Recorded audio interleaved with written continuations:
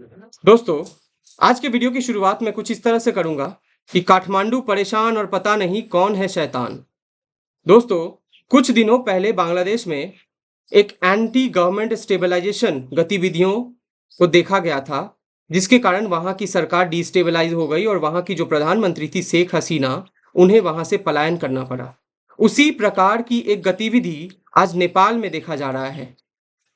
वहां के 10,000 जंजीस सड़क पर उतर आए हैं और वहां पर आगजनी जैसा माहौल देखने को मिल रहा है। वहां के मंत्रियों के घरों में आग लगा दिया गया है। दोस्तों, ऐसा प्रतीत होता है कि वहां के सरकार का तख्तापलट करने की इस कहानी को बहुत दिनों पहले कहीं दूर लिखा गया था, लेकिन अब उसे कार्यान्वित किया जा रहा है। दोस्तों, यह सोचने और विचारने का वक्त नहीं है। हम जानते हैं कि आज भारत के कद को देखकर, भारत के बढ़ते परिसीमा को देखकर बहुत सारे देश ये कोशिश कर रहे हैं कि किसी भी तरह भारत के आस पड़ोस के देशों को डिस्टेबलाइज कर दिया जाए, ताकि भारत को परेशान किया जाए और भारत के बढ़ते कद को रोका जाए। दोस्तों, वहां के हिंदूज को बड़े ही तेजी से धर्म परिवर्तन करवाया जा रहा था। दोस्तों, आज जिस तरह का माहौल नेपाल में देखने को मिल रहा है, वह माहौल ये पूरी तरह से दर्शाता है और हमें बताता है कि नेपाल को डिस्टेबलाइज यूं ही नहीं किया जा रहा है, या फिर डिस्टेबलाइज करने की कोशिश यूं ही नहीं किया जा रहा है, बल्कि वह एक मकसद से किया जा रहा है। और वो मकसद नेपाल को तबाह करने का नहीं है, बल्कि नेपाल से सटे उसके पड़ोसी मुल्क भारत को तबाह करने की एक कोशिश है। और यह हम बहुत अच्छे तरह से समझते हैं। दोस्तों, भारत का कद प्रत्येक क्षेत्र, चाहे वो इकोनॉमी का क्षेत्र हो, चाहे वो शिक्षा का क्षेत्र हो, चाहे वो रिसर्च का क्षेत्र हो, चाहे वो इंटरनेशनल फोरम में अपने कद का स्तर बढ़ाने की बात हो, हर जगह भारत का स्तर बढ़ता हुआ दिख रहा है। भारत के कद का स्तर बढ़ता हुआ दिख रहा है और यह बहुत सारे देशों से सहा नहीं जा रहा है और इस पर वो विश्वास नहीं कर पा रहे हैं। उन्हें ऐसा प्रतीत हो रहा है कि उनका जो पावर है, उनका जो वर्ल्ड स्टेटस है, इंटरनेशनल स्टेटस है, पॉलिटिकल डोमिनियंस है, वो सब छिन जाएगा भारत के इस बढ़ते कद के वजह से। और इसके वजह से वो कभी बांग्लादेश को तबाह करने की कोशिश करते हैं और उसके जरिए भारत में इंस्टेबिलिटी जगाने की कोशिश करते हैं, तो कभी नेपाल को डिस्टेबलाइज करने की कोशिश करते हैं, कभी काठमांडू के सरकार को हिलाने डुलाने की कोशिश करते हैं, वहां के सरकार को गिराने की कोशिश करते हैं। दोस्तों, 10,000 जंजीस एक टिकटॉक जैसे ऐप के माध्यम से सड़कों पर उतर आना ये मुश्किल बात है, ये सहज बात नहीं है।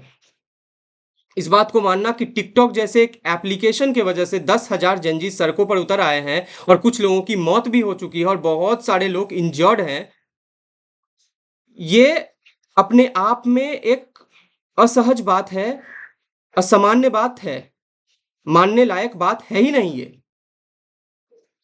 इसके पीछे एक प्रोपोगंडा है जो फेसलेस है। ये आंदोलन फेसलेस तो है, लेकिन एक डीप थॉट वाला प्रोपोगंडा है, जिसके तहत भारत को परेशान करने की कोशिश की जा रही है। दोस्तों, नेपाल डेमोक्रेसी में आए हुए, नेपाल को डेमोक्रेसी या यूं कहूं को लोकतांत्रिक परिवेश में आए हुए बस 10 11 12 साल हुए होंगे, क्योंकि 2008 में ही नेपाल लोकतांत्रिक परिवेश में प्रवेश किया था।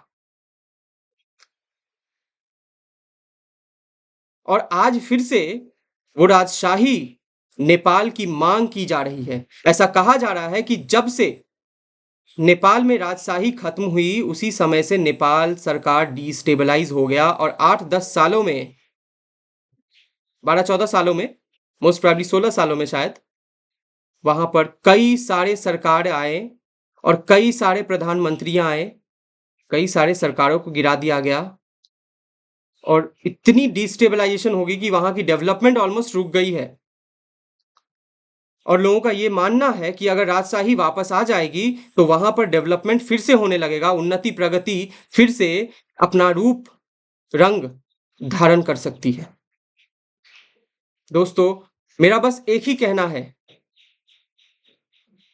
कि नेपाल का ये स्थिति नेपाल को परेशान करने के लिए नहीं है, बल्कि भारत को परेशान करने के लिए, और ये भारतीय को, हर एक भारतीय को समझना होगा।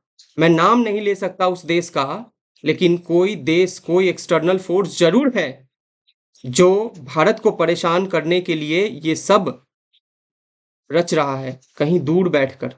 आप समझने की कोशिश करिए कि किसकी बात मैं करने की कोशिश कर रहा हूँ। मैं एक छोटा सा यूट्यूबर हूँ, मैं किसी देश का नाम नहीं ले सकता, लेकिन आप उस देश के, आप उसके बारे में समझ सकते हैं कि मैं किस देश का नाम बिना लिए ले रहा हूँ, बता रहा हूँ, समझा रहा हूँ। ये हर एक भारतीय को समझना चाहिए कि हमारे हित के लिए, हमारे अपने प्रॉफिट के लिए हम उन्नति प्रगति की मार्ग को यदि अपना रहे हैं, तो इसमें कितने सारे अन्य देशों को परेशानियां हो रही हैं। वो हमें हमारा टांग खींचना चाहते हैं और हमें वापस वो पहले वाले भारत फिर से बनाना चाहते हैं। दोस्तों, मैं इसी वक्तव्य के साथ इस यूट्यूब वीडियो को ख़त्म करूँगा कि नेपालियों के साथ, एक-एक नेपालियों के साथ एक-एक भारतीय का भाईचारे का भावना है, और वो हमेशा रहेगा। हम भारतीय और नेपाली भाई-भाई थे, भाई-भाई हैं और एक दूसरे के पूरक हैं। धन्यवाद।